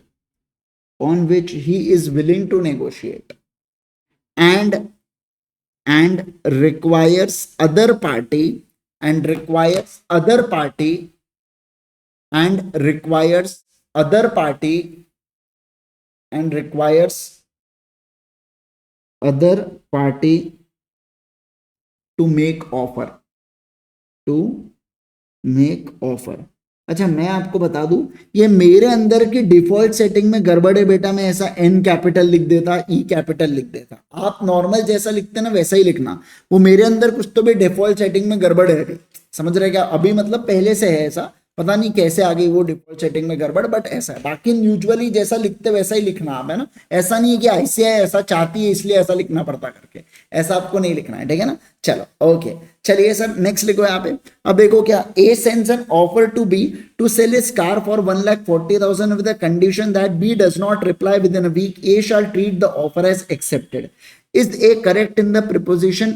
What if the B communicates his acceptance offer after 1 week? तो simple सी बात है कि sir offer cannot be implied by mere silence हो सकता है क्या? नहीं sir, यहाँ पे नहीं हो सकता, ठीक है ना, बिल्कुल बिल्कुल। Even if it is expressed in offer itself, ये और ऑफर और एक्सेप्टेंस भी विद इन टाइम लिमिट होना चाहिए बेटा, मतलब एक बार टाइम इलैप्स हो गया तो ऑफर भी खत्म हो जाता है क्या? बिल्कुल बिल्कुल, वो भी यहाँ पे खत्म हो जाता है क्या? बिल्कुल बिल्कुल खत्म हो जाता है, ठीक है ना। तो ये क्या हो गया बेटा, ये एकदम सिंपल आंसर है कि ऑफर के अंदर कोई भी ऐसा टर्म नहीं होना चाहिए जिसके नॉन कंप्लायंस से एक्सेप्टेंस हो जाए, और दूसरा अगर ऑफर का एक्सेप्टेंस आपने आफ्टर टाइम लिमिट दिया तो वो ऑफर ही लैप्स हो जाता है, तो उस ऑफर को आप एक्सेप्ट नहीं कर सकते। डायरेक्ट बेटा, ये ऐसा कुछ इसके अंदर ज्यादा दिमाग लगाने की जरूरत नहीं है, सीधा सीधा इसका आंसर आ जाता है। चलिए सर, अब बात करेंगे किसके बारे में, अब बात करेंगे शॉपकीपर के बारे में। क्वेश्चन नंबर 10 देखो क्या कह रहा है। ओके सर, देखिए क्या, shopkeeper displayed the pair of dress in the showroom and a price tag of 2000 was attached to the dress. Miss Lovely looked at the tag and rushed to the cash counter. Then she asked the shopkeeper to receive the payment and pack up the dress. The shopkeeper refused to hand over the dress to Mrs. Lovely in consideration of the price stated in the price tag also attached to the Miss Lovely seeks your advice whether she can sue the shopkeeper of the above cause of Indian Contract Act 1872. मुझे सारे के सारे लोग बताएंगे कि क्या यहाँ पे शॉपकीपर को फोर्स कर सकती है क्या लवली? नहीं, तुमको ड्रेस बेचना ही पड़ेगा, तुमने 2000 का टैग लगाया, तुमको बेचना ही पड़ेगा करके। बोलो मुझे जल्दी से, क्या ऐसा फोर्स किया जा सकता है क्या? नहीं सर, फोर्स यहाँ पे नहीं किया जा सकता, समझना, यहाँ पे फोर्स नहीं किया जा सकता, इस बात का आपको ध्यान देना है क्या? बिल्कुल बिल्कुल ध्यान देना है। इन्विटेशन, कितने होशियार हो आप लोग, किससे पढ़ते रहे आप लोग, इतना होशियार कैसे हो आप लोग? कैसे आपको एक झटके में पहली बार आप क्वेश्चन को सॉल्व कर रहे हैं ना, कैसे समझना? आप तो कहते थे सर हमें याद नहीं होता, सर हमें बहुत टेंशन होता है सब्जेक्ट का, I don't know how to write, कैसे करेंगे? अब कहा गया तुम्हारा, तुमको तो सब आता है यहाँ पे। बेटा समझो, अगर आप खुद के ऊपर भरोसा नहीं रखोगे तो कौन रखेगा? अपने माइंड को नेगेटिव इनपुट नहीं देने का, बोलना सब आता मेरे को, मैं क्वेश्चन देखा सब याद आता, बस अपने को प्रेजेंटेशन थोड़ा सा समझ रहेगा, हल्का फुल्का, उसको क्या सीख लेंगे अभी। प्रेजेंटेशन कोई बहुत बड़ी बात थोड़ी है, लोगों को कंसेप्ट नहीं आते उसके लिए वो लोग रोते तो समझ में आता, अपने को प्रेजेंटेशन नहीं आता उसके लिए रोते तो समझ में आता, ठीक है ना। लेकिन अब आता ही नहीं करके, है ना, आप मेरे को याद करते, मेरे घर वालों को याद करते, ऐसा नहीं करने का, चिल रहने का बिल्कुल, है ना। चलो सर देखो, यहाँ पे एग्जाम में भी होगा 10 क्वेश्चन आएंगे, उसमें से एक क्वेश्चन इंस्टीट्यूट जानबूझ के गूगली पे फेंकेगा ताकि आप वहां पे मुझे याद करो, मेरे घर वालों को याद करो, पर नहीं करने का। क्वेश्चन को 4 बार पढ़ने का, उसके अंदर से आपको आंसर मिल जाता, ठीक है ना। चलिए सर, आ जाएंगे फटाफट सारे लोग एकदम बढ़िया से आंसर लिखेंगे क्या? हाँ सर, आंसर लिखेंगे, ठीक है ना। चलो सर, आ जाओ फटाफट। चलिए, इसका प्रॉपर आपको इसको एक्ट एप्लीकेबल, प्रोविजन और कंक्लूजन, ऐसा आपको आंसर लिखना है यहाँ पे, ठीक है। चलो आ जाएंगे मित्रों, आ जाएंगे सारे के सारे लोग। सबसे पहले डालो प्रोविजन, फटाफट डालो जल्दी से, एक्ट एप्लीकेबल डालिए, फटाफट डालो एक्ट एप्लीकेबल।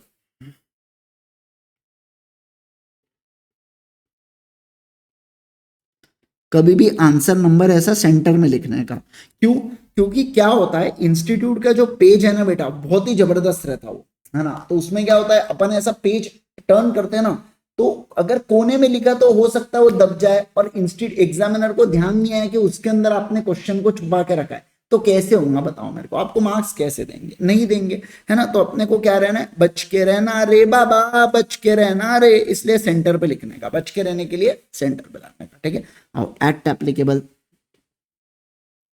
देखो section number 2A of Indian contract act 1872, एकदम बढ़िया से। अभी देखो अपने को लगभग 10 दिन तो अपने प्रैक्टिस सेशन चलेंगे ही चलेंगे, उसके बाद फिर 25 तारीख से अपने वन शॉट सेशन चालू हो जाएंगे। तो अभी आपको अपन ने पढ़ा, समझो, अभी अपन ने पढ़ा, फिर उसके बाद आंसर राइटिंग की प्रैक्टिस की, फिर मैं क्या करूंगा, जो वन शॉट सेशन लूंगा ना, वन शॉट सेशन का रिविजन कराऊंगा और क्वेश्चन एंड आंसर्स को डिस्कस करूंगा उसके बाद, आप समझे क्या? तो क्वेश्चन एंड आंसर्स का दोबारा से प्रैक्टिस हो गई, आपका रिवीजन भी हो गया, किस्सा खत्म, कुछ नहीं करना पड़ता फिर आपको, मैं मजाक नहीं कर रहा, कुछ भी नहीं करना पड़ता आपको, बस अच्छे से जितना पढ़ा उसको शिद्दत से पढ़ लेने का, उतना सब कुछ हो जाता आपका फिर, समझे क्या? अरे बोलो ना जल्दी से, समझ में आ रहा है क्या? आपकी हर एक प्लानिंग आने वाले 2 महीने की, ये मैं आपको करके दूंगा मेरे सब्जेक्ट से रिलेटेड, कब क्या कैसे कितना पढ़ना है वो सब कुछ मैं आपको बताऊंगा। बस आपका काम है उसको फॉलो करना, आपको पास होने से कोई नहीं रोक सकता। पहले बोला था 10 तारीख तक कोर्स हो जाएगा, हो गया मेरा 10 तारीख तक, 2 महीने सेल्फ स्टडी बराबर मिलते मेरे सब्जेक्ट में। अब आपको बता रहा हूं कि कैसे रिवाइज करना है ये भी मैं बताऊंगा आपको। अब समझो बात को, है ना। तो प्लानिंग मेरी रहेंगी, बट आपको क्या करना है, आपको यार उसको आपको, आप समझिए आप बात को यार, आपको यहाँ पे क्या करना पड़ेगा, आपको यहाँ पे मेहनत तो आपको करना पड़ेगा ना। मैं थोड़ी आपके भी आप में जा सकता बोले एग्जाम देके आता करके, ऐसा तो नहीं होता ना। इस अच्छे से पेपर देना है और ओवर कॉन्फिडेंस नहीं होना है। बार बार रिवाइज करो, 2 बार हुआ, तीसरी बार करो, चौथी बार करो, बार बार रिवाइज करो, कॉन्फिडेंस सुपर एकदम जबरदस्त हो जाएगा, सुपर से भी ऊपर। और फिर देखो अपने को मजा आता है यहाँ पे। ठीक है ना। चलिए सर आ जाओ यहाँ पे, ध्यान दो, है ना। चलिए सर, यूट्यूब पे अभी लेते तो 2000 से ऊपर होता, मैं ले ही रहा हूँ 25 से बेटा, उसमें क्या है। आ जाओ। लेकिन अभी एग्जिस्टिंग बैच है, तो जब तक ये कमिटमेंट्स पूरे नहीं होते नई चीजें चालू नहीं कर सकते। देखो यार, यूट्यूब पे चालू करने कुछ नहीं, आज मैं बोल दूं और 2 दिन छुट्टी दे दूं, क्या फायदा फिर उस चीज का। अगर मेरे को पता है अभी मेरी एग्जिस्टिंग बैचेस में कमिटमेंट्स है, तो मैं उसको चेंज नहीं कर सकता। ध्यान रखना, आपके एग्जाम के लिए भी आपका आपका अभी कमिटमेंट है फाउंडेशन, तो आप उससे ही कमिटेड रहोगे। कोई पार्टी या कुछ इधर उधर जाना, शादी में जाना, ये सब चलते रहेंगे रे, वो सब छोड़ दो, बार बार हो जाएगा, अगले साल फिर आ जाएगा वो, है ना। चलिए सर आ जाओ, अब लिखो प्रोविजन, थोड़ा सा हो गया, लिखिए प्रोविजन, प्रोविजन। चलिए प्रोविजन, पहला पहला लिखेंगे एक एक चीज, है ना। चलिए sir, offer, offer is different from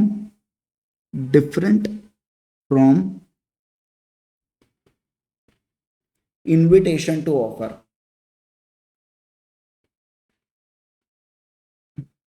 An offer is definite, an offer is definite and capable of capable of converting an intention into contract.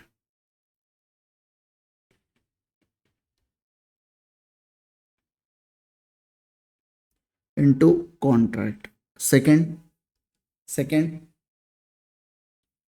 invitation to offer is nothing but circulation of offer,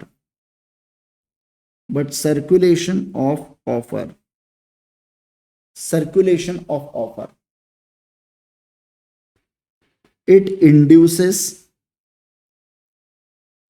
other person to make offer, to make offer। ठीक है ना। चलिए तीसरा देखो, where party without expressing final willingness, where party without expressing final willingness proposes certain term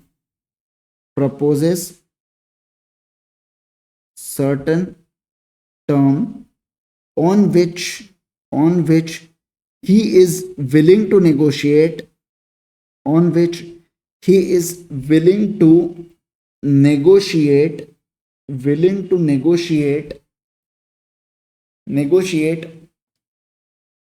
he does not make offer,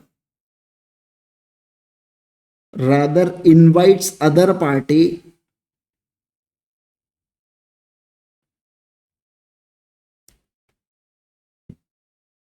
to make offer,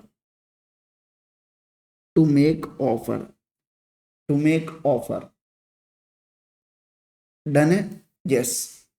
अब conclusion,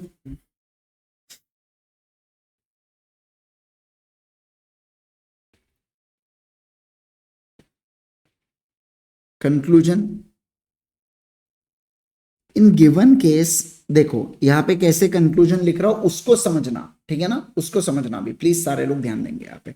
ठीक है ना। चलिए सर देखो, in given case, in given case, in given case comma lovely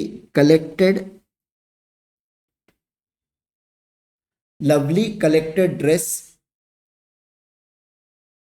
and rushed towards counter, and rushed towards counter,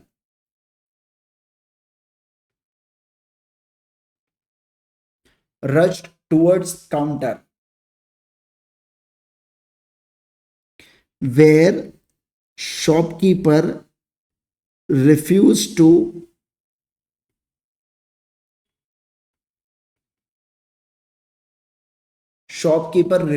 give dress, refused to give dress. In such case,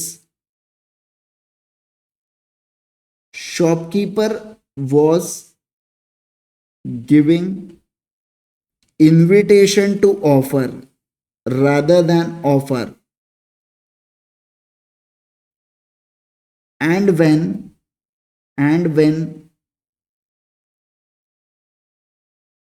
lovely rushed towards counter, it was offer, it was offer, it was offer, it was offer, it was offer. He cannot compel shopkeeper to sell product, to sell product, ठीक है ना। ही she जो भी होगा यार, अपने को क्या देना देना लवली से, है ना। चलिए सर आ जाओ, उसके बाद चलो नेक्स्ट आओ। फिर देखो explain the modes of revocation, तो ये मोड्स ऑफ रिवोकेशन है, डायरेक्ट क्वेश्चन है, इसको लिख के प्रैक्टिस नहीं करेंगे, पढ़ लो कौन से मोड्स है। जैसे नोटिस हुआ, लैप्स ऑफ टाइम हुआ, नॉन फुलफिलमेंट ऑफ कंडीशन हुआ, डेथ या insanity, counter offer, non acceptance as per the prescribe mode, ये सारे के सारे क्या होते हैं, मोड्स ऑफ एक्सेप्टेंस यहाँ पे आते हैं। क्या बिल्कुल मोड्स ऑफ एक्सेप्टेंस यहाँ पे आते हैं। ये लो आपको लिखना है, लिख लो यहाँ पे, ठीक है। ये लो।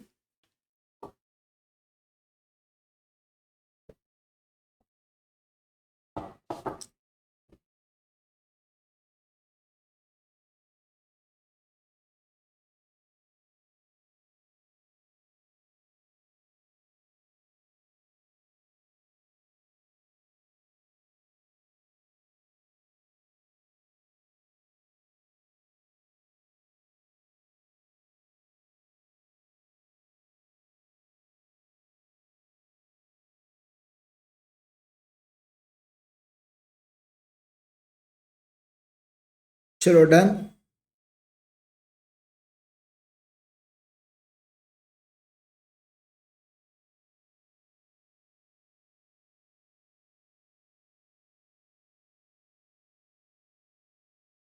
आओ ये आओ रे फटाफट, चलो ध्यान दो।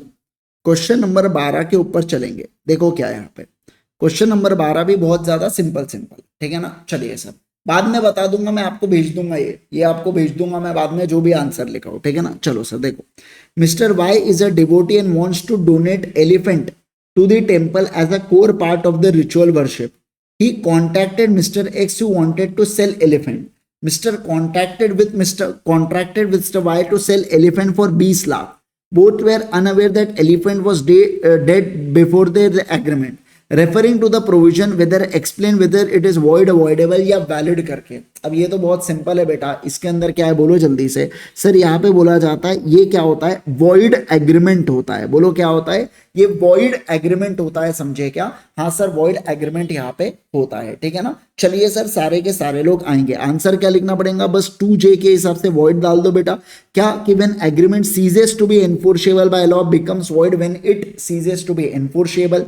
फिर आप यहाँ पे क्लैरिफिकेशन डाल देंगे कि सिंस दोनों को पता नहीं था, ये तो ये बायलैटरल मिस्टेक ऑफ फैक्ट भी होता है, तो इसके चलते एग्रीमेंट आपका क्या हो जाता है, वॉइड हो जाता है। एकदम सिंपल है। बस अब बताने का तरीका देखो, एलिफेंट के बारे में किया, ये किया, वो किया। अरे भैया हमको सीधा सा पता है ना कि कंडीशन एग्जिस्ट नहीं करती तो कॉन्ट्रैक्ट वॉइड होता है करके बता तो ऐसे रे बापा बापा जैसा क्या है हम क्या नहीं करके, है ना। चलिए सर आगे बढ़े क्या, बोलो जल्दी से, क्या मैं आगे बढ़ सकता हूँ क्या यहाँ पे, है ना। चलिए सर आ जाओ आ जाओ आ जाओ जल्दी से, आओ फटाफट आओ। देखो क्या, Mr. Asim is a learned advocate. His car was stolen from his house. He gave an advertisement in newspaper that he will give the reward of 10,000 who will give the information about his car. Mr. Vikram reads the advertisement on making some effort got stolen car and informed Mr. Asim. Mr. Asim found his car but denied giving 10,000 to Vikram on with the words an advertisement in newspaper is just invitation to offer and not offer, and hence he is not liable to make the reward. State with the reasons. Can Vikram claim 10,000 rupees? मुझे एक बात बताइए, क्या 10,000 रुपए विक्रम यहाँ पे claim कर सकता है क्या? सारे लोग फटाफट बताएंगे मेरे को, क्या यहाँ पे विक्रम 10,000 रुपए को क्लेम कर सकता है क्या? हाँ सर बिल्कुल बिल्कुल 10,000 को क्लेम कर सकता है, क्योंकि इन्विटेशन टू ऑफर और ऑफर अलग है। जैसे कि quotation, menu card, price card, ये सब जो चीजें होती है ना, ये आप यहाँ पे बोलोगे ये ऑफर नहीं है, ठीक है ना। लेकिन समझो, लेकिन अगर आप एडवर्टीजमेंट करते हो यहाँ पे और वो भी रिवॉर्ड से रिलेटेड एडवर्टीजमेंट करते हो ना, तो वो क्या माना जाता है? सभी लोग बोलो, वो बिल्कुल बिल्कुल ऑफर माना जाता है क्या? यस वो बिल्कुल बिल्कुल ऑफर माना जाता है। ऐसा अपन लोगों ने यहाँ पे पढ़ा हुआ है चैप्टर नंबर 1 के अंदर। और केस लॉ क्या था? आहा, Carlill versus carbolic smoke ball company, जिसको जनरल ऑफर भी बोला जाता था और कोई भी व्यक्ति इसको एक्सेप्ट कर सकता है। बहुत ही बढ़िया, वेरी गुड। आ जाएंगे अब इस आंसर को अपन लोग प्रेजेंट करेंगे, ठीक है। चलिए सर आ जाओ यहाँ पे आंसर। Good, very good. बहुत अच्छा लग रहा है मेरे को कि आपने पढ़े हैं और आपको याद भी है। जरूरी ये भी है, पढ़ने के बाद याद भी होना चाहिए, और सारे लोग यहाँ पे आंसर को लिख पा रहे हैं तो ये बहुत अच्छा लग रहा है मेरे को, है ना। चलिए सर आओ यहाँ पे ध्यान दो। अब बात करेंगे किसके बारे में? Act applicable.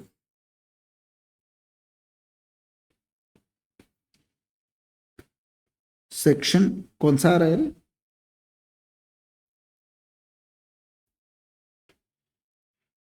Section 2A, offer से रिलेटेड ही है ना। Indian contract act 1872 provision. पहला पहला पहला आरटीपी, इस बार की जो भी आरटीपी आएंगी फाउंडेशन के लिए वो मैं यूट्यूब के ऊपर लूंगा, है ना, और वो मैं डिस्कस करूंगा ज्यादा। इतना ये अपन क्लास में पूरा समझ रहा है ना आपको क्या लिखना है क्या नहीं करना है करके, तो आप आराम से खुद से सॉल्व करना, मैं उसका डिस्कशन पूरा कराऊंगा। लेकिन और जो हार्ड क्वेश्चन होंगे उसको मैं लिखा के दूंगा, ठीक है ना। चलिए सर आ जाओ यहाँ पे। प्रोविजन, प्रोविजन देखो, आओ आओ आओ, ठीक है ना। चलो प्रोविजन लिखेंगे क्या?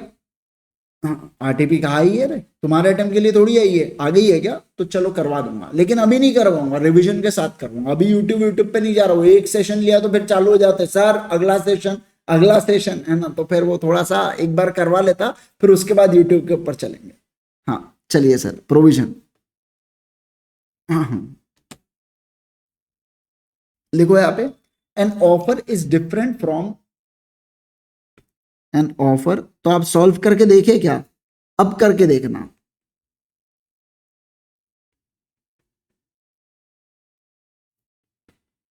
An offer is different from invitation to offer.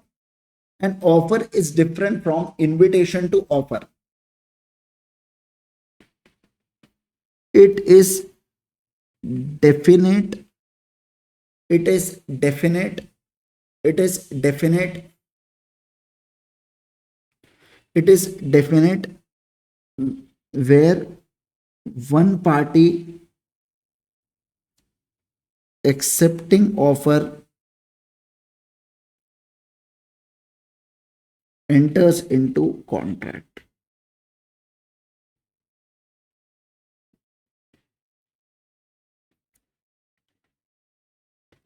Second,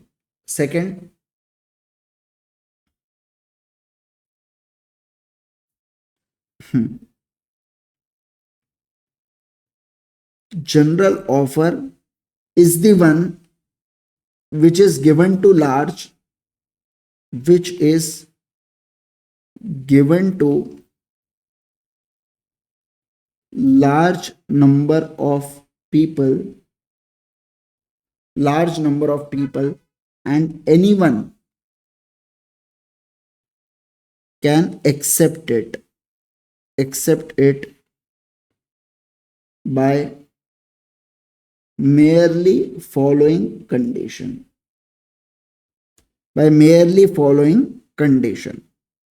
ठीक है, ओके सर। तीसरा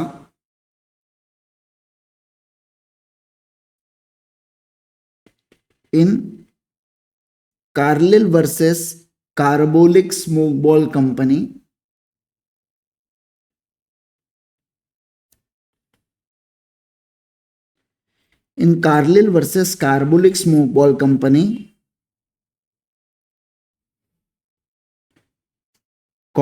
advertisement in newspaper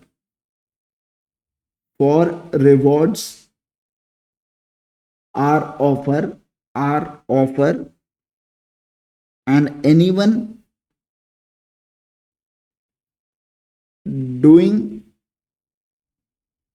conditions as per advertisement is accepting offer. अब कंक्लूजन आप बताएंगे मेरे को कैसा लिखेंगे अपन। In the given case, since the advertisement was given in newspaper, it amounted to offer, and as Mr. Asim accepted that offer and find the lost goods, that means the contract was made and Asim is liable, या असीम यहाँ पर हम ऐसा बोलेंगे, या mister असीम जो भी व्यक्ति यहाँ पे फाइंड आउट किया इज लाइबल टू पे 10,000 टू विक्रम करके, ऐसा अपन लोग यहाँ पे लिखेंगे। ठीक है ना, तो कंक्लूजन आप यहाँ पे इस तरीके से डालेंगे, उसके अंदर कंक्लूजन आपको इस तरीके से डाल, ठीक है ना। यस सर, ठीक है, चलो चलो चलो।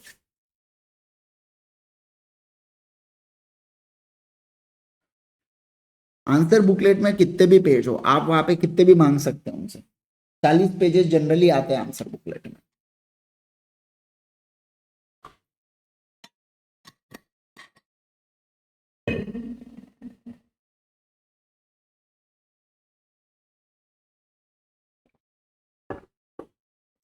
हो गया? नहीं, बस अभी एक आधा क्वेश्चन ही बचा है, फिर छुट्टी दे रहा हूं मैं आपको। ठीक है, चलिए आओ। अब देखो यहाँ पे, mister Pratham applied for the job of principal of school. The school management decided to appoint him. One of the member of school management committee privately informed Pratham that he was appointed, but official communication was not given. Later, the management of school decided to appoint someone else as a principal, as Mr. Pratham filed the suit against the school for cancellation of appointment and claimed damages for loss of salary. State with the reason with Mr. Pratham be successful in the civil fight against the school in the Indian Contract Act. क्या वो यहाँ पे रहने वाला है क्या liable? नहीं sir, नहीं रहने वाला है, क्योंकि communication of acceptance by third party is not a valid acceptance. भैया, जिसको अपन ने ऑफर दिया है, क्या वो व्यक्ति ने ही ऑफर को एक्सेप्ट करना चाहिए क्या? हाँ सर, वो व्यक्ति ने ही ऑफर को एक्सेप्ट करना चाहिए, कोई और व्यक्ति ऑफर को एक्सेप्ट नहीं कर सकता। बस ऐसा ही यहाँ पे डालना है, ठीक है ना। तो देखो, the communication by third person is not communication of acceptance, इसलिए कोई भी वैलिड कॉन्ट्रैक्ट नहीं। और यहाँ पे मिस्टर प्रथम क्या केस कर सकता है क्या? सूट फाइल नहीं कर सकता। क्या कहा मैंने, बोलो जल्दी से, सूट फाइल नहीं कर सकता, ठीक है ना। ओके सर, अब देखो ये आपका होमवर्क रहेगा। State with the following agreements are valid under the Indian contract act. तो आपका वैलिड है या वॉइड है, ये आपको सॉल्व करना है, ये आपका होमवर्क रहने वाला है। ये वही है जैसे अपन ने शुरुआत किया था, लेकिन इसको प्लीज रीड ही करना। चलो मैं ही डिस्कस कर लेता हूं, आप छोड़ो। A who owns 2 car is selling red car to B thinking that he is purchasing black car. ये अपने आप में वॉइड कॉन्ट्रैक्ट होता है। A threatened to shoot B if B does not lend him 2 lakh, B agreed to it, ये voidable contract होता है। उसके बाद A agrees to sell his house to B as against 100 kgs of cocaine, ये void contract होता है, या इसे इलीगल भी बोल सकते हैं अपन लोग, ठीक है ना। ए आज B if you want to buy his bike for 50,000, B agrees to buy the bike करके, ये वैलिड कॉन्ट्रैक्ट बोला जाता है। Mr. X agrees to write a book with a publisher, but after few days X dies is an agreement. ये एक void agreement हो जाता है क्योंकि अब पब्लिशर की मृत्यु हो गई और ये पर्सनल नेचर का कॉन्ट्रैक्ट है, तो कोई भी और व्यक्ति क्या इसको फोर्स कर सकता है क्या? नहीं सर, कोई भी और व्यक्ति यहाँ पे इसको फोर्स नहीं कर सकता। क्या आप बात को समझे? यस सर, तो यहाँ पे हो जाती है अपनी ये चीजें भी समाप्त। ठीक है, चलो सर आगे बढ़ेंगे क्या? बोलो बोलो बोलो, जल्दी से आगे बढ़ना है कि रुकना है? सर यहाँ पे मेरे हिसाब से अपन ने थोड़ा सा रुक जाना चाहिए, ठीक है ना। तो यहाँ पे आज के लिए अपन करेंगे इतना, कल मिलेंगे 3:45 को। कल कंसिडरेशन और यूनिट नंबर 3 से अपन लोग शुरुआत कर देंगे। यूनिट 2 कल अपना खत्म हो जाएगा और यूनिट 3 भी अपना आधे के लगभग खत्म हो जाएगा, ठीक है ना। तो मिलेंगे कल के क्लास के अंदर, बढ़िया से पढ़ के आइएगा। यूनिट 2 को रिवाइज करना और हो सके तो यूनिट 3 में भी वॉइडेबल कॉन्ट्रैक्ट्स में CUFM है ना, उस वहां तक रिवाइज आप करके आ जाइएगा, ठीक है। और फिर उसके बाद अपन लोग इसको कंटिन्यू करेंगे, ठीक है ना। चलिए सर, आज के लिए करेंगे केवल और केवल इतना। मिलेंगे नेक्स्ट क्लास के अंदर। Till then bye bye, take care. कल मिलेंगे 3:45 को, मुलाकात करेंगे और बढ़िया से आगे चीजों को कंटिन्यू करेंगे, ठीक है। चलिए guys, thank you so much once again everyone. जिसको ई बुक लेना है या जिसको हार्ड कॉपी लेना है वो igsir.in के ऊपर जा सकता है और वहां से ले सकता है। बाकी ये जो आंसर राइटिंग की PDF है ये मैं आपके साथ शेयर करते हुए रहूंगा, ठीक है। Thank you and thank you everyone. Bye bye everyone, bye bye everyone and bye bye everyone.